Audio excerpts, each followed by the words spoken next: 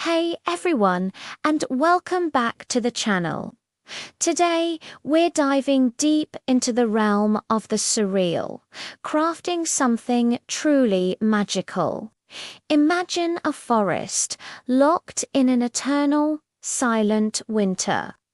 Every branch is coated in a delicate layer of ice, glistening under a hidden moon. Soft, gentle snow falls, blanketing the ground in pristine white. Through a low-hanging blue mist, a figure emerges.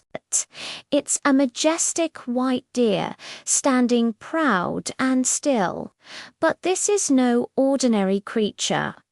Its antlers pulse with an ethereal blue light, casting long, dancing shadows across the frozen landscape.